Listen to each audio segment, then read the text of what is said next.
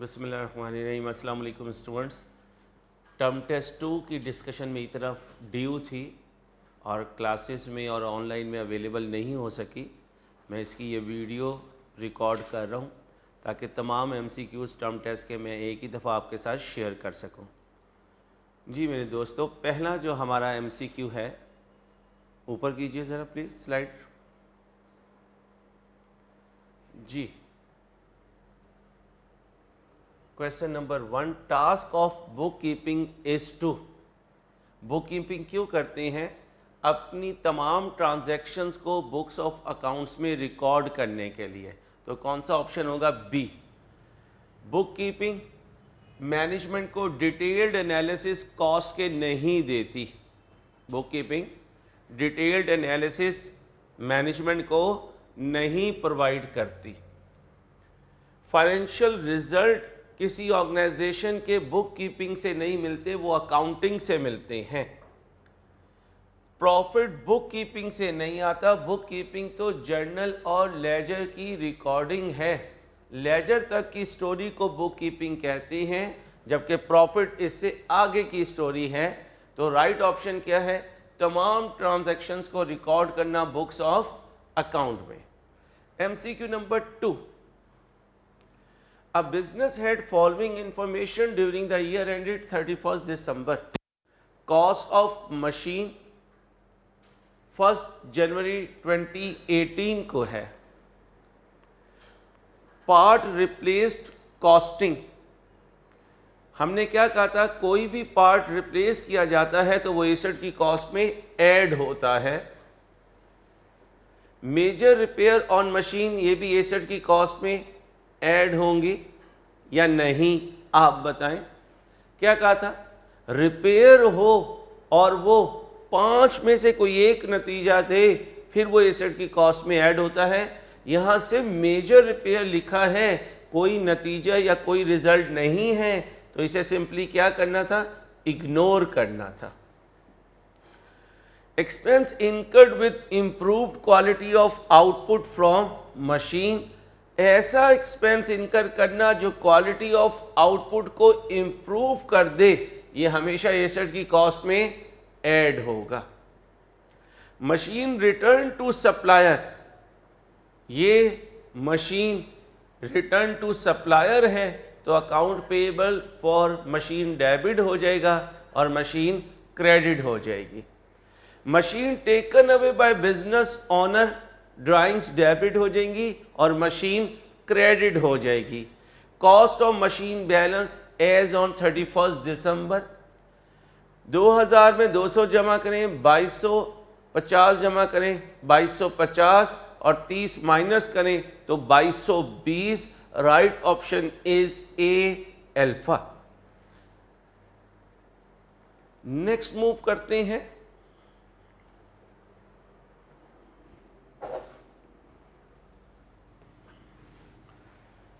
जी मेरे दोस्तों, 13 जून 2020 Jamshed has following opening trial balance. Opening trial balance बेटा अगर है तो मशीन एसेट है, इन्वेंट्री कल क्लोजिंग था, आज ओपनिंग एसेट है, ट्रेड रसीवेबल एसेट है, एडवांस फ्रॉम रसीवेबल लाइबिलिटी है, बैंक ओवरड्राफ्ट लाइबिलिटी है, एडवांस टू सप्लायर मेरा एसेट है, पेटी कैश मेरा एसेट है, कैश एट बैंक एसेट है, ड्यू टू सप्लायर मेरी लाइबिलिटी है। Capital on 30 June 2020 will be, बड़ी सिंपल सी बात है, हमें पता है assets equal to capital plus liabilities.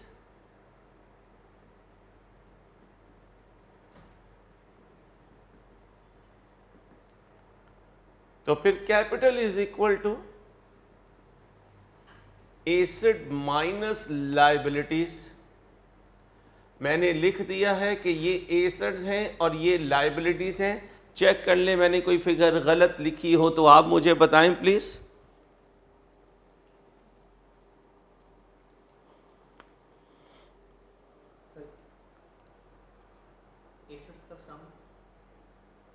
Assets का सम कितना आ रहा है? 14,320 और लाइबिलिटीज का सम, 3 लाइबिलिटीज हैं, 1 2 3, 1625 माइनस कीजिए प्लीज। 12695। एज यूजुअल मेरा दोस्त, मेरा भाई, मेरा बच्चा, मेरा स्टूडेंट मेरे साथ है और किसी हद तक मेरे बर्डन को मेरे साथ शेयर कर रहा है। इसके लिए दुआ कीजिएगा कि अल्लाह पाक अहमद को खूब कामयाबी अता फरमाए, जैसे ये उस्ताद के लिए स्पोर्ट का सबब बन रहा है। तो राइट ऑप्शन इज बी, 12695। जी मेरे दोस्तों, इसके बाद देखते हैं MCQ number 4। MCQ number 4, a business has incurred following cost for the year ended 31 December. Machine bought की है, एसेट की कॉस्ट में ऐड होगा। ट्रांसपोर्टेशन फॉर मशीन एसेट की कॉस्ट में ऐड होगी। साइट प्रेपरेशन एसेट की कॉस्ट में ऐड होगी। नॉन एडजस्टेबल टैक्सेस यानी नॉन रिफंडेबल टैक्सेस एसेट की कॉस्ट में ऐड होते हैं। Overhauling expense, repair expense, maintenance expense ignore होते हैं। सब्सटेंशियल रिपेयर हो, मेजर रिपेयर हो, इसका कोई ताल्लुक नहीं है जब तक 5 में से कोई एक नतीजा ना आए, इग्नोर होंगे। Wages of machine operator, wages of machine operator ये एक एक्सपेंस है बच्चों, ये एसेट की कॉस्ट में ऐड नहीं होता। अब वो पूछ क्या रहा है? Operating loss before adjustments 84,500। इसका मतलब ये एक्सपेंस था, लेस फ्रॉम जीपी होगा, ये एक्सपेंस है लेस फ्रॉम जीपी होगा, ये एक्सपेंस है लेस फ्रॉम जीपी होगा, क्योंकि जो आइटम एसेट की कॉस्ट में ऐड नहीं होगी वो हमारे प्रॉफिट में से लेस होगी, वो ऑपरेटिंग एक्सपेंस होगा। 84,500 हमारा प्रॉफिट है और अबव एडजस्टमेंट के बगैर है। ये 4 चीज़ें एक्सपेंस नहीं हैं, ये तो बैलेंस शीट की आइटम बनेंगी। इन 3 को हम लेस करेंगे क्योंकि ये 3 हमारे एक्सपेंसेस हैं। जी मेरे दोस्तों, आंसर बताएं। सर एक्चुअली ये माइनस, जी ये 84,500 भी माइनस क्योंकि लॉस है, लॉस है, ये भी माइनस कर दें। ये देखिए भाई, ऑपरेटिंग लॉस, ऑपरेटिंग लॉस का मतलब माइनस है। इन माइनस में ये सारे -7 हैं, ये सारे प्लस होकर कितना लॉस बन जाएगा? 89,800। इसलिए ब्रैकेट लगी हुई है क्योंकि क्या है? लॉस है। और अगर ये ऑपरेटिंग प्रॉफिट बिफोर एडजस्टमेंट होता, लॉस ना होता, तो भी 84,500 को पॉजिटिव रखते, बाकी को माइनस करते। लॉस में मजीद एक्सपेंसेस अगर शो करेंगे तो लॉस इंक्रीज हो जाएगा। This was MCQ number 4। जी मेरे बच्चों, MCQ नंबर 5। काफ़ी इंतज़ार के बाद ये वीडियो दे रहा हूँ क्योंकि बहुत ज़्यादा क्लासेस के लोड की वजह से मैं आपको ये वीडियो नहीं दे सका। इंशाल्लाह उम्मीद है कि आने वाले टेस्ट की वीडियोस आपको रेडीली अवेलेबल होती रहेंगी।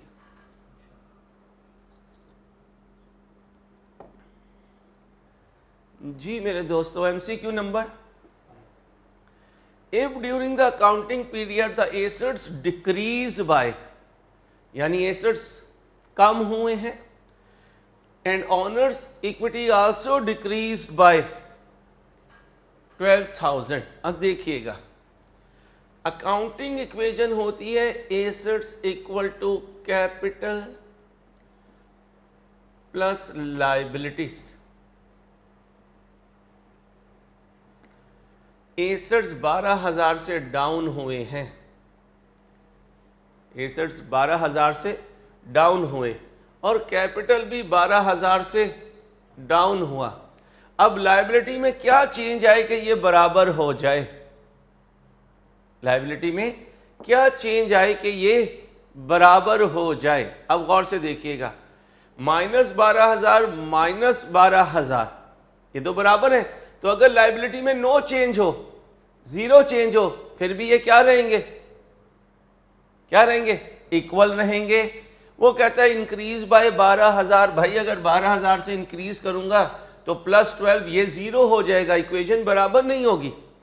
24,000 से इंक्रीज करूंगा तो +12,000 आएगा, दूसरी तरफ -12,000 है। डिक्रीज बाय 12,000 करूंगा, ये -24,000 हो जाएगा, फिर भी इक्वेशन मैच नहीं होगी। मुझे यहां जीरो रखना पड़ेगा, फिर इक्वेशन मैच होगी, यानी none of this. MCQ number 6,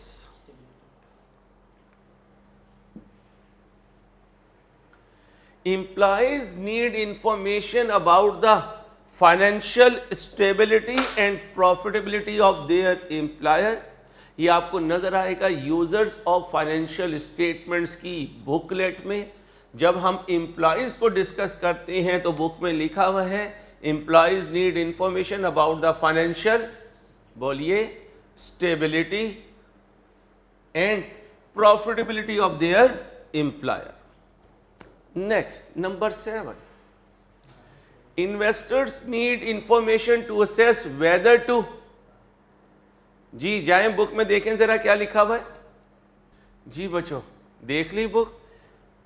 Investors need information to assess whether to buy, hold or sell investment in the business। ये 3 पॉइंट्स हैं बेटा जो आपने ICAP की बुक रीडिंग से लेने हैं, और ICAP की बुक टोटली हमें रीड करनी पड़ेगी उन पॉइंट्स पर जहां कोई MCQ बन सकता है।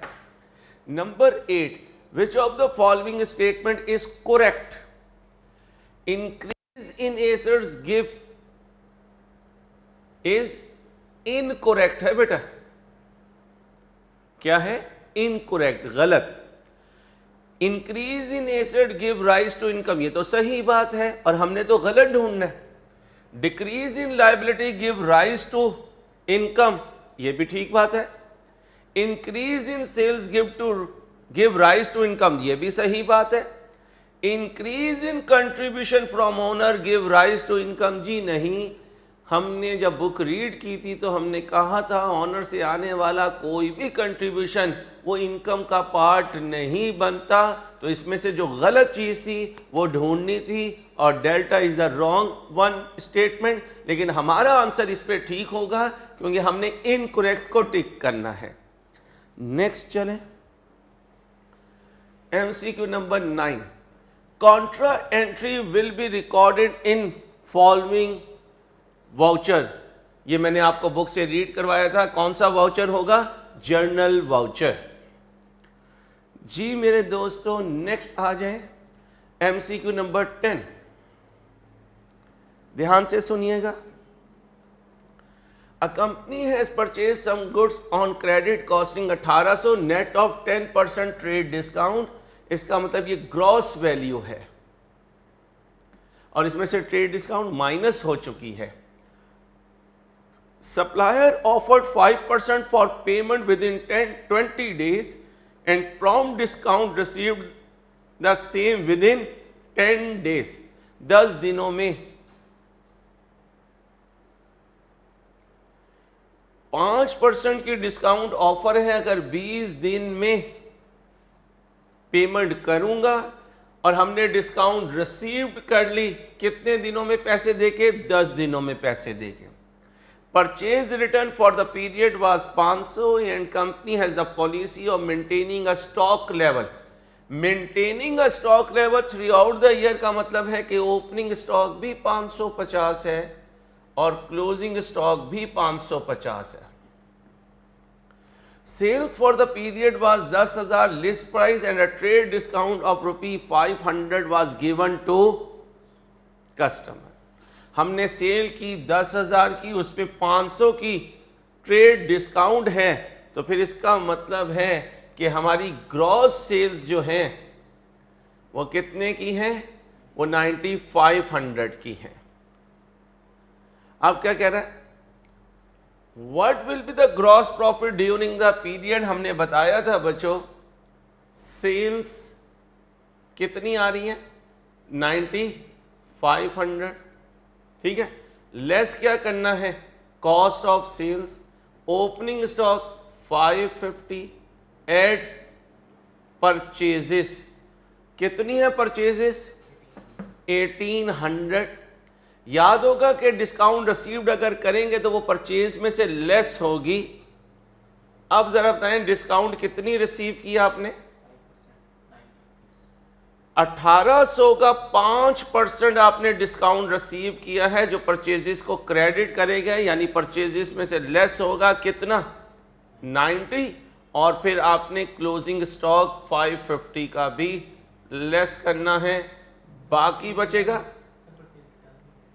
परचेज रिटर्न भी है, लेस परचेज रिटर्न कितनी है जी, परचेज रिटर्न 500 की, ये भी लेस कर दीजिए।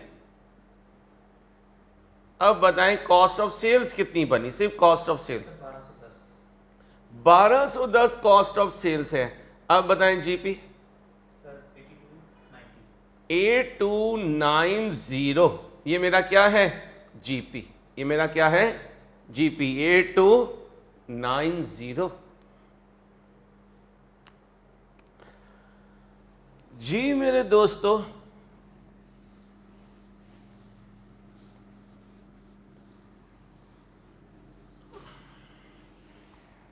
नंबर 11 ध्यान से देखना है। Aslam runs a business of purchase and sale of vehicles during a particular period following transactions took place.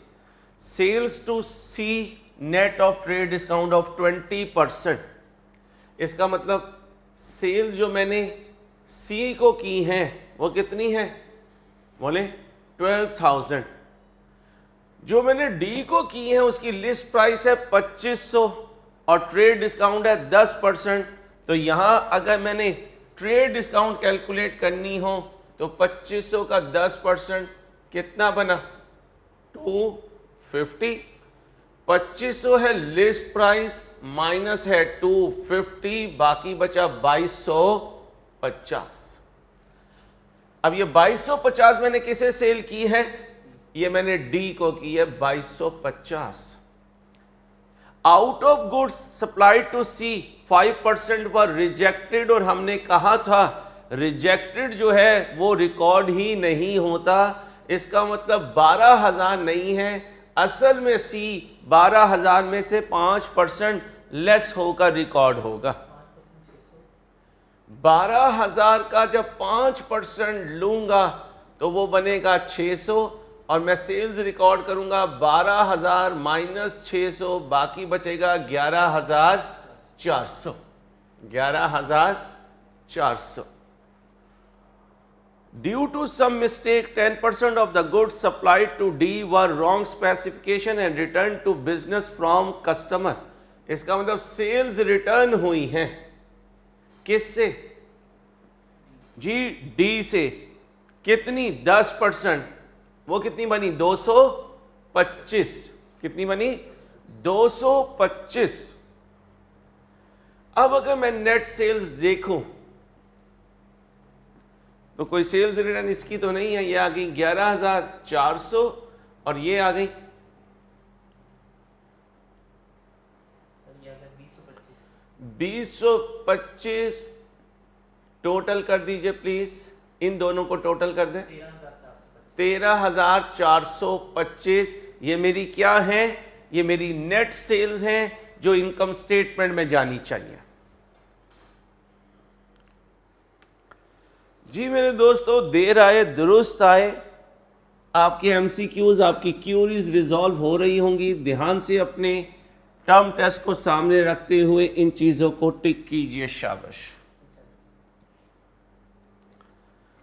जी मेरे दोस्तों, MCQ number 12, each purchase return is posted. जी भाई, क्या वर्ड है ईच, तो एक परचेज रिटर्न कहां जाती है जी भाई, creditor debit purchase return credit, लेकिन ये क्रेडिटर एक होगा और डेबिट साइड पे on debit side of relevant supplier account C is the right option. जी बच्चों नेक्स्ट देखिए, बुक्स ऑफ प्राइम एंट्री में ये चीजें मैं सिखा चुका हूं मेरे दोस्तों। If customer is not expected to pay early, recording should be, जी बच्चों लिस्ट प्राइस जी नहीं, ट्रेड डिस्काउंट माइनस करनी थी, नेट अमाउंट जी नहीं, ये तो पेमेंट के वक्त फिगर होती है। लेस कैश डिस्काउंट जी नहीं, जब वो एक्सपेक्ट ही नहीं कर रहा अर्ली पेमेंट डिस्काउंट, वो एक्सपेक्ट ही नहीं कर रहा मैं जल्दी पैसे दूंगा, तो इसका मतलब है if customer is not expected to pay early, recording should be full amount. और जहन में रखिएगा कस्टमर एक्सपेक्ट नहीं कर रहा, इसका मतलब वो तो अपने लिए क्या समझ रहा है, परचेज समझ रहा है। और जब कभी परचेजर अर्ली पेमेंट डिस्काउंट नहीं समझ रहा होता तो हमेशा वो किस पे बुक करेगा, फुल अमाउंट पे, ग्रॉस वैल्यू पे। फुल अमाउंट यहां क्या मीनिंग दे रही है, ग्रॉस वैल्यू। और ये केस सेल्स का नहीं है, ध्यान से देखें, ये केस किसका है, ये परचेज का है। If customer is not expected to pay early, तो भाई वो एक्सपेक्ट नहीं कर रहा तो उसने देखना है। और वो कौन है, अगर मैं सेलर हूं तो वो बायर है, तो वो अपनी परचेज को किस वैल्यू पे रिकॉर्ड करेगा, ग्रोस वैल्यू पर।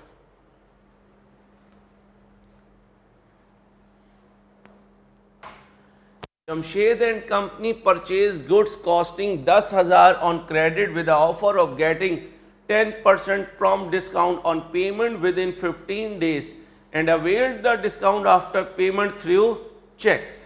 फुल स्टॉप लगाएं, क्वेश्चन मार्क नहीं। जमशेद ने गुड्स खरीदी हैं 10,000 की और 10% उसे डिस्काउंट मिलनी थी और उसने ये डिस्काउंट अवेल की है, तो इसका मतलब 10,000 का 10% उसकी डिस्काउंट रिसीव्ड है 1,000। ये उसकी ग्रॉस वैल्यू थी, ये डिस्काउंट है, उसने नेट पेमेंट की होगी 9,000। Some goods costing 1800 were returned and goods of 600 were taken by the owner। इसका मतलब है ये जो उसने परचेज की हैं इनमें से अभी कुछ एडजस्टमेंट होना बाकी है। देखिएगा जरा, जब उसने गुड्स खरीदी होंगी तो परचेज डेबिट की होगी, क्रेडिटर क्रेडिट किया होगा 10,000 पर। जब उसने 1800 की गुड्स वापस कर दी तो क्रेडिटर को डेबिट कर दिया होगा, परचेज रिटर्न को उसने क्रेडिट किया होगा, कितने से जी, 1800 से। 600 की गुड्स चली गई तो ड्राइंग्स क्या हो गई, डेबिट हो गई, और परचेजेस क्या हो गई, क्रेडिट हो गई 600 से। What net purchases should appear in statement of comprehensive income? ये परचेज डेबिट हो रही है, ये क्रेडिट हो रही है, ये क्रेडिट हो रही है, क्योंकि जब फाइनेंशियल स्टेटमेंट बनाएंगे तो परचेजेस में से ये भी माइनस करेंगे, ये भी माइनस करेंगे, तो 10,000 माइनस 1800 माइनस 600।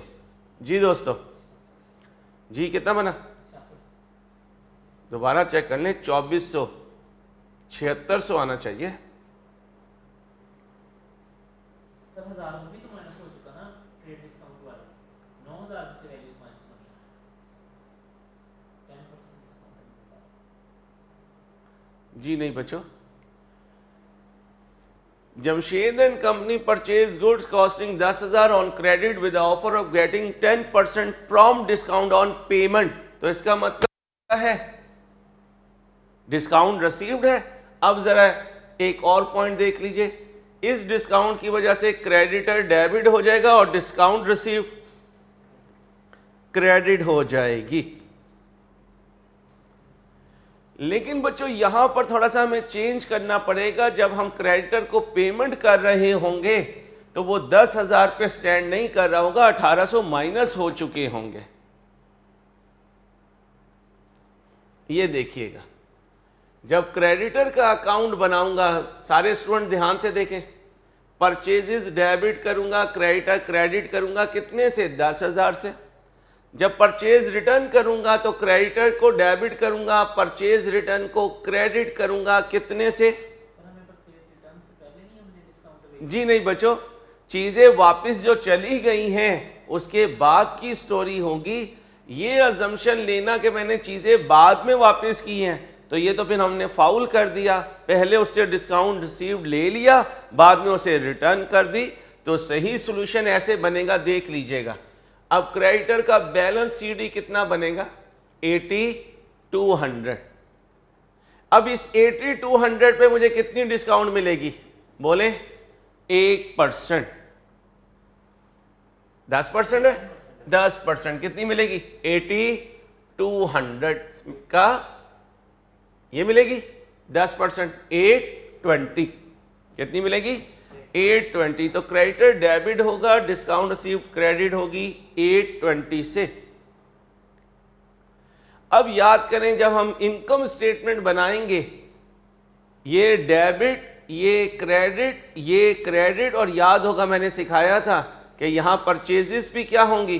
क्रेडिट होंगी, या डिस्काउंट रिसीव्ड क्रेडिट होगा या परचेजेस। और आई कैप के एमसीक्यूज में परचेजेस क्रेडिट होंगी, इनकम स्टेटमेंट बनाते हुए ये लेस होंगी। अब जो हमारी फिगर होगी परचेजेस की वो होगी 10,000 माइनस 1800 माइनस 600 माइनस 820। बोले भाई?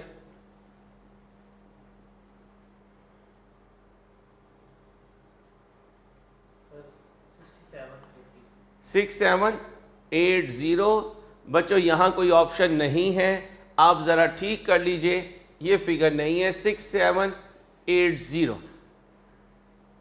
हमारा छोटू भी परेशान हो रहा है कि हमने गलत की लगा दी। बड़े बड़े शहरों में छोटी बातें होती रहती हैं। जो खेलते हैं गलती भी वही करते हैं, जो स्विमिंग करते हैं डूबते वही हैं, जो ड्राइविंग करते हैं एक्सीडेंट उन्हीं का होता है। इसी तरह जो क्वेश्चन पेपर बनाते हैं गलती भी उन्हीं से होती है। जैसे हमारे हसन अली ने T20 के सेमीफाइनल में कैच ड्रॉप किया क्योंकि वो खिलाड़ी था, और कैच भी खिलाड़ी ही ड्रॉप करते हैं और रन आउट भी खिलाड़ी ही करते हैं। तो ये प्लस माइनस चलता रहता है लाइफ में। 6780 इज द राइट वन। ठीक है बच्चों? जी मेरे दोस्तों, MCQ number 15, a business maintain running balance account system following transactions are appearing in machine account। Machine account का हमने रनिंग बैलेंस सिस्टम बनाया है जो कहता है हर ट्रांजैक्शन के बाद आपने अपडेट करना है। बैलेंस BD है क्योंकि मशीन है, तो ये डेबिट ओपनिंग है। 4000 से मशीन चली गई तो बाकी हमारे पास आया है जी 4000 डेबिट हुआ तो 24,000 डेबिट, फिर 3000 डेबिट हुआ तो 27,000 डेबिट, फिर 1200 क्रेडिट हुआ 25,800 डेबिट, फिर 600 डेबिट हुआ 26,400 डेबिट, फिर 850 क्रेडिट हुआ 25,550 debit. Right option is a. Okay है जी? शाबाश, ओके है जी। मेरे दोस्तों, जब कभी तुम्हें कोई प्यार से बुलाएगा तुम्हें अपना सर अंसारी याद आएगा और तुम्हें अपना राइज भी याद आएगा और हमें आप याद आओगे क्योंकि आप हमारे दिल के टुकड़े हो। चलो भाई, हर क्लास का हेलीकॉप्टर जो है वो ये वीडियो देख रहा होगा। हेलीकॉप्टर तुमने रेडी रहना है क्योंकि तुम्हें किसी वक्त भी फ्लाइट लेनी पड़ सकती है। A company having goods costing 4,000 are priced to customer with a 20% profit on selling price। Cost कितनी है? 4,000। प्रॉफिट 20% है किस पर? सेलिंग प्राइस पर। एक है कॉस्ट, एक है प्रॉफिट और एक है सेलिंग प्राइस। कॉस्ट है 4,000, प्रॉफिट सेलिंग प्राइस पर है तो सेलिंग प्राइस है 100, प्रॉफिट है 20, कॉस्ट है 80। What will be the selling price and profit figure on above goods? हमें 80 गिवन है तो 80 is equal to 4000, 1 is equal to 4000 over 80. We want to reach at 100. 4000 over 80 into 100, it will be equal to 5000. And if I go towards the profit, 80 equal to 4000, 1 equal to 4000 over 80, I want to reach at 20. 20 is equal to 4000 over 80 into 20. Answer 1000. तो फिर बच्चों selling price बनी 5000, profit बना 1000. Right option is B. ठीक है, आगे देखते हैं.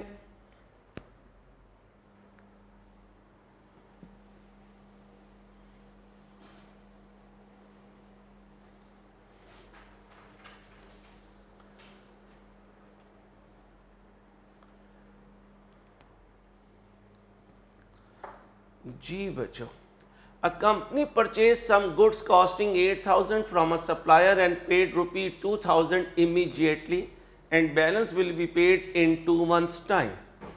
गुड्स खरीदी हैं तो परचेजेस को डेबिट करूंगा कितने से? 8000 से. कैश को क्रेडिट करूंगा 2000 से और क्रेडिटर को क्रेडिट करूंगा 6000 से. On next day, some furniture item also has been purchased costing 10,000 on credit. Furniture को डेबिट करूंगा और account payable for furniture credit होगा. इतना पोर्शन कैश बुक में जाएगा और ये वाला पोर्शन परचेज डे बुक में जाएगा. इसने जनरल जर्नल में जाना है. Goods costing 400 were return to creditor. Very simple, creditor को डेबिट करना है, परचेज रिटर्न को क्रेडिट करना है. इसने परचेज रिटर्न डे बुक में जाना है. And 20% furniture was written. कितने का लिया था? फर्नीचर कितने का लिया था? 10,000 का. इसका मतलब 10,000 का फर्नीचर वापस किया तो account payable for furniture debit कर दूंगा 20% यानी 2000 से और फर्नीचर को क्रेडिट कर दूंगा 2000 से. ये भी जनरल जर्नल में जाएगा. In which book of prime entry above transaction will be recorded? Very simple, purchase day book में 6000 होगा, ये मैंने लिख दिया. कैश बुक में 2000 क्योंकि कैश क्रेडिट हो रहा है. परचेज रिटर्न डे बुक में 400 की फिगर जाएगी, ये आ गया. और जनरल जर्नल में 10,000 ये है, 2000 ये है, दोनों नेट होंगे तो 8000 आएगा. A very good MCQ as far as books of prime entry is concern. Copy कीजिए प्लीज. नंबर 18 दोस्तों,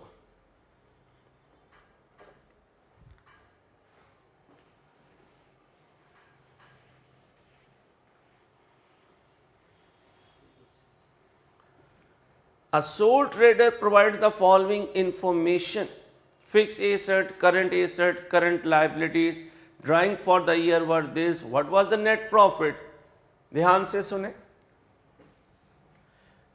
नॉन करंट लाइबिलिटी नहीं गिवन है.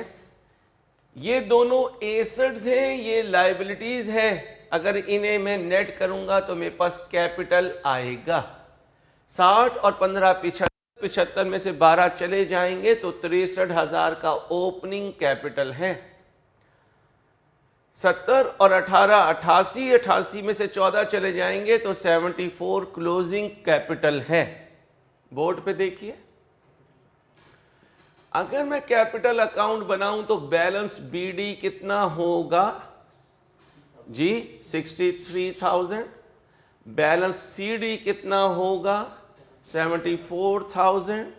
ड्राइंग इधर आएंगी 10,000 से. अगर मैं इनको टोटल करूं तो 84 है, उसमें से 63 माइनस करूं तो बाकी बचा 21,000. ये मेरा प्रॉफिट है. ये मेरा प्रॉफिट है. कितना? 21,000. Right option is C. Right option is C. जी मेरे दोस्तों, आगे मूव करते हैं।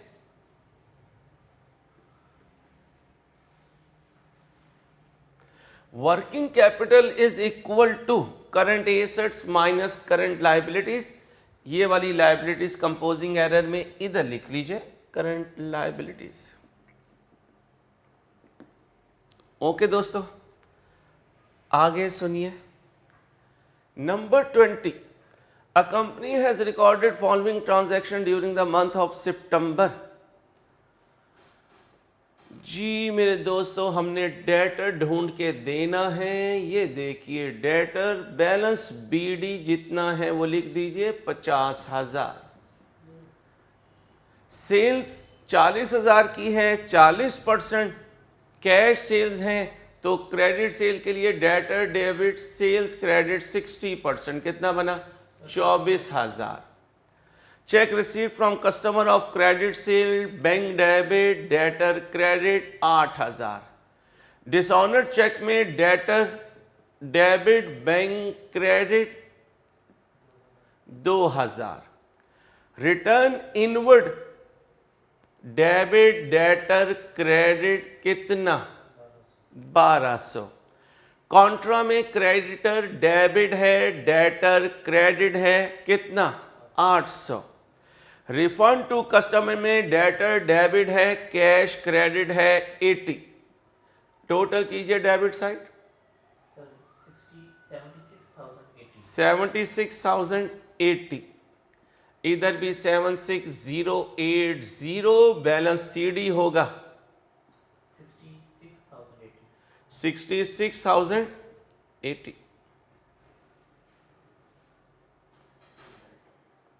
कौन सा ऑप्शन है? Delta.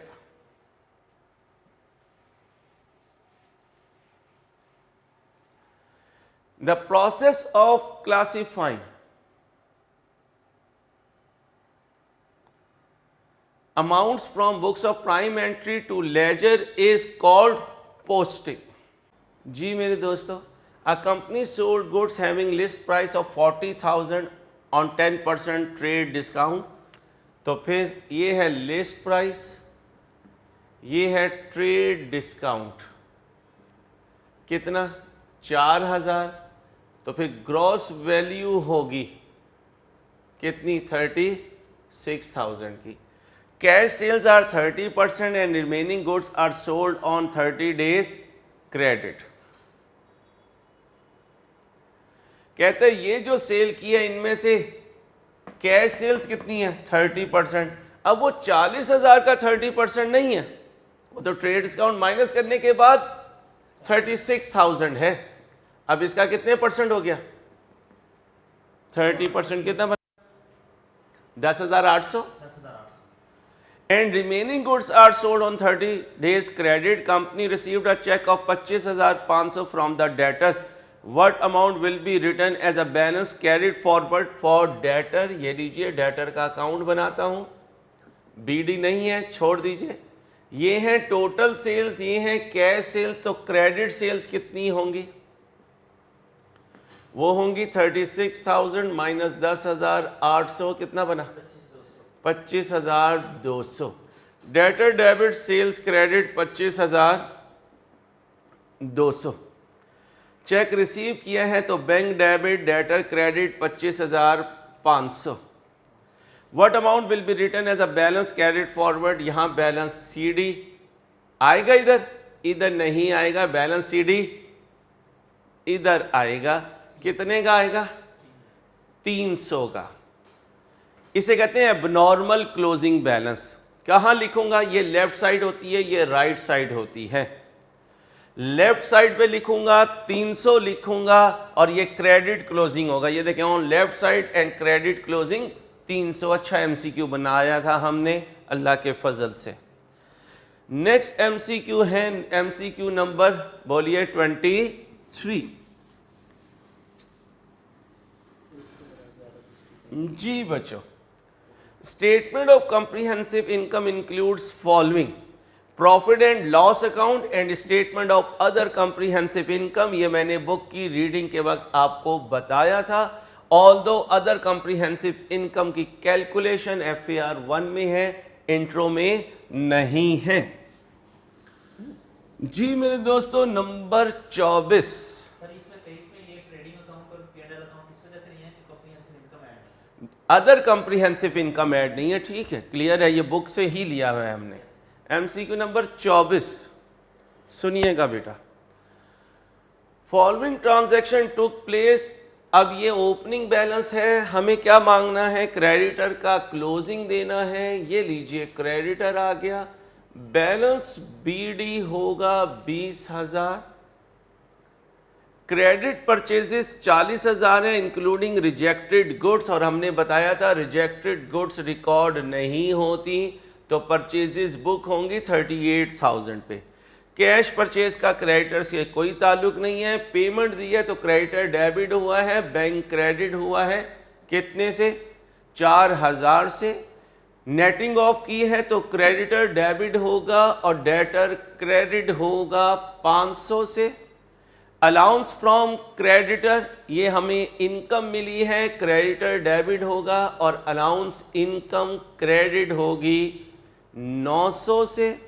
Refund received from creditor, receive हो रहा है तो कैश डेबिट होगा, क्रेडिटर क्रेडिट होगा 900 से, नहीं 350 से। जी मेरे दोस्तों करें जी टोटल 58,350 है, और यहाँ बैलेंस CD कितना आएगा, 52,950। कौन सा ऑप्शन, C चार्ली।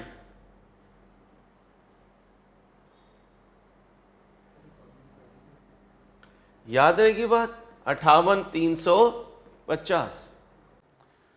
जी बच्चों MCQ नंबर 25 ध्यान से सुने।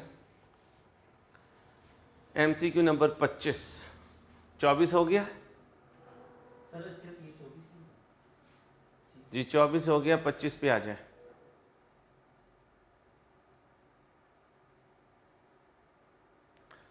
Credit sale 50,000 with the offer of 2.5% cash discount. Customer paid net amount and availed the discount. Credit notes issued during September were 10,000, cash sales 30,000, credit purchases 20,000 with a prompt payment discount offer of 5%, and business received the above discount with the settlement of creditor balance. Credit note received were 1,000, cash purchases 12,000.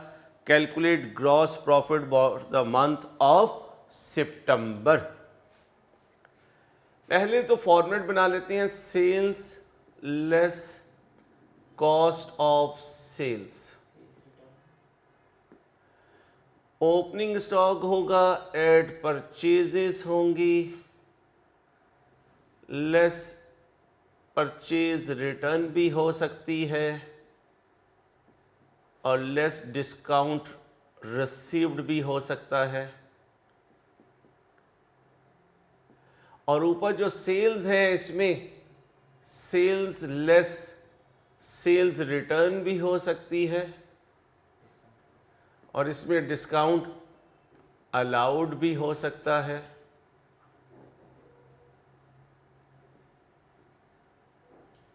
क्या बनेगा, net sales. अब चलते हैं, credit sales की हैं आपने 50,000, तो इसका मतलब डेटर डेबिट किया, सेल्स को क्रेडिट किया 50,000 से।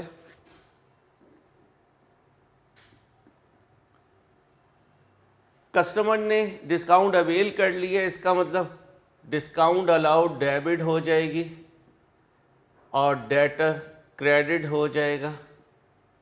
50,000 का 2.5% कितना बना, चेक करें। पहले ये बताएं, सेल्स रिटर्न भी है, चलें अभी आता हूँ। सेल्स रिटर्न को डेबिट करता हूँ और डेटर को क्रेडिट करूँगा। कितने की सेल्स रिटर्न की, credit note issued sales return के लिए होते हैं, वो 10,000 की है, ठीक है।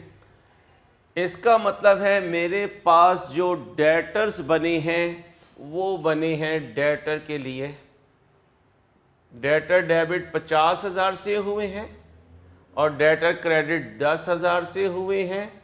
बैलेंस सीडी कितना? 40,000। कितना? 40,000। अब इस पर मैंने डिस्काउंट अलाउड करनी है 40,000 का 2.5%। जी जी 1,000 रुपये। अब बेटा 1,000 डिस्काउंट अलाउड को डेबिट करूंगा और दूसरी तरफ जब इनकम स्टेटमेंट बनाऊंगा तो सेल्स को डेबिट कर दूंगा, यानी ये फिगर सेल्स में से लेस करूंगा। अब क्रेडिट सेल्स थी 50,000, कैश सेल्स थी 30,000, तो टोटल सेल्स हो गई 80,000। 50,000 जमा 30,000। ओके, सेल्स रिटर्न मैंने कितनी की है? सेल्स रिटर्न मैंने 10,000 की है। जी डिस्काउंट अलाउड मैंने कितनी दी है? 1,000, वो भी लेस कर दीजिए। नेट सेल्स कितनी बनी? 69,000। क्वेश्चन में ओपनिंग स्टॉक नहीं है, क्लोजिंग स्टॉक भी नहीं है, इनको नील कर दूंगा। अब मैं परचेजेस देखूंगा। क्रेडिट परचेजेस मैंने की हैं 20,000 की, 5% डिस्काउंट ऑफर थी और मैंने अवेल कर ली है। क्रेडिट नोट रिसीव्ड का मतलब ये मेरी परचेज रिटर्न है और कैश परचेज 12,000 है। यहाँ मैं परचेजेस के लिए चलता हूँ। परचेज को डेबिट करूँगा, क्रेडिटर को क्रेडिट करूँगा। मैंने कितने की परचेज की क्रेडिट पे? 20,000 की। कितने की? 20,000 की। मैंने परचेज रिटर्न की है तो क्रेडिटर को डेबिट करूंगा, परचेज रिटर्न क्रेडिट करूंगा। कितने की? जी 1,000 की, क्योंकि क्रेडिट नोट रिसीव्ड आ रहे हैं। मैंने कैश परचेज की है तो परचेज को डेबिट कर दूंगा और कैश को क्रेडिट कर दूंगा। कितने से? 12,000 से। यहां पर भी लिख लीजिएगा, मैंने कैश को डेबिट किया है, सेल्स को क्रेडिट किया है। कितने से? 30,000 से।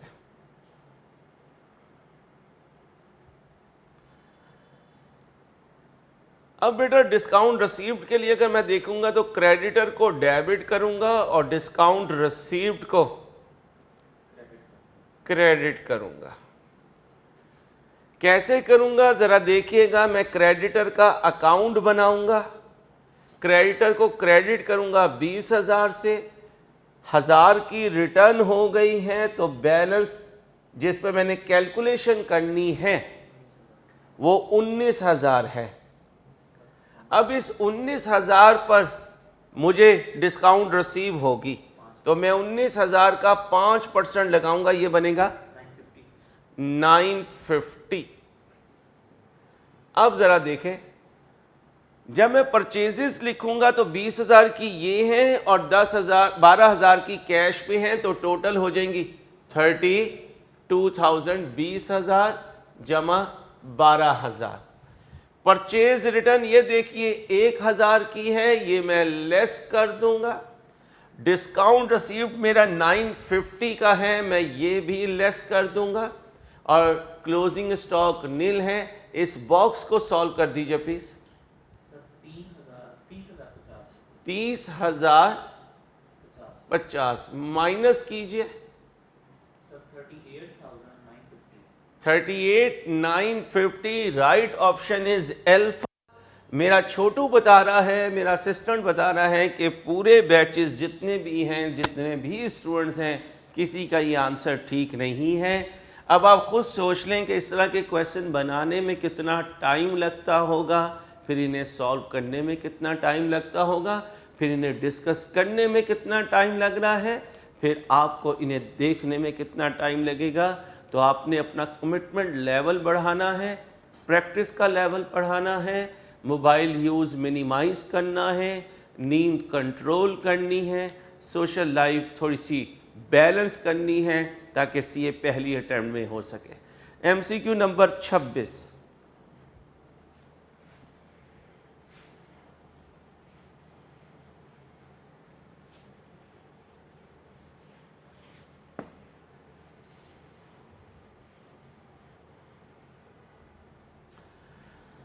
जी बच्चों, क्रेडिटर का अकाउंट बनाया था, ये बीडी थी, ये परचेजेस, ये कैश पे किया, ये कॉन्ट्रा एंट्री है, ये डिस्काउंट रिसीव्ड है।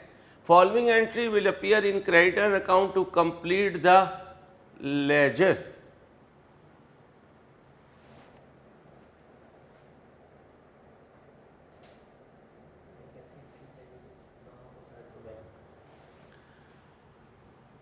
देखिए बेटा, जब कभी लिखा हुआ हो ना टू कंप्लीट द लेजर, या दूसरे लफ्जों में आपने कहना है find out the balancing figure. क्या कहना है?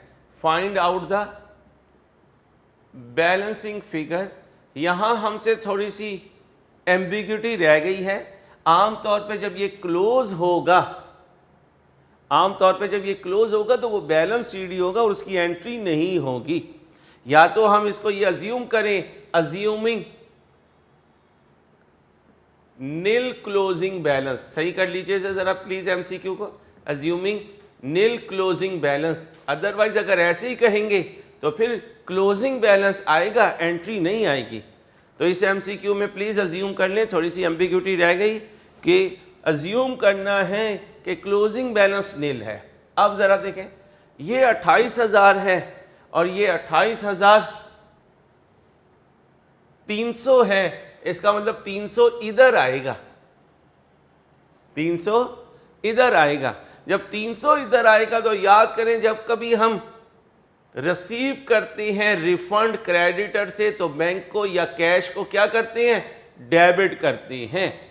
तो ये cash refund receive from creditor आना था, बैंक डेबिट होना है और क्रेडिटर ने क्रेडिट होना है 300 रुपए से। This was MCQ number 26। आगे मूव करते हैं MCQ number 27। Which of the following is incorrect?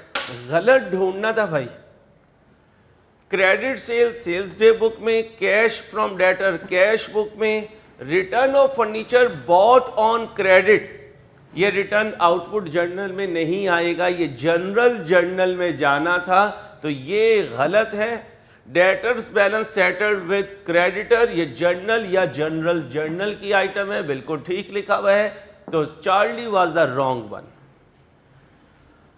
MCQ number 28, gross profit plus opening inventory plus purchases plus wages plus carriage inward minus closing inventory. अब जरा गौर से सुनिएगा। Opening stock add purchases add wages add carriage inward minus closing inventory, ये cost of sales है।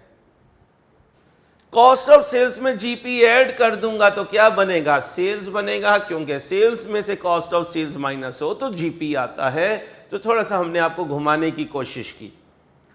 आगे move करते हैं MCQ number 29 पर।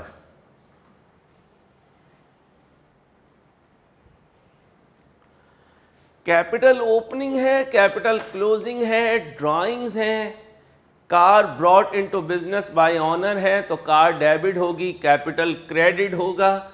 अगर मैं यहां कैपिटल का अकाउंट बनाऊं तो मुझे प्रॉफिट मिल जाएगा। बीडी कितना होगा? 16,000। सीडी कितना होगा? 27,000। ड्राइंग्स कितनी है? 6,000। और यहां कार डेबिट कैपिटल क्रेडिट कितना है? 9,000। अब ये कितना बना? 33,000। इधर भी 33,000। बताएं जी प्रॉफिट कितना करूं? जी 8,000, क्योंकि 16, 9, 25, 8,000 आएगा। Right option is C. Number 30, sequence of writing current asset in statement of financial position. Class में बताता रहता हूं, stock, debtor, cash at bank, cash in hand और उसके बाद सबसे छोटा cash, petty cash. Right option is B.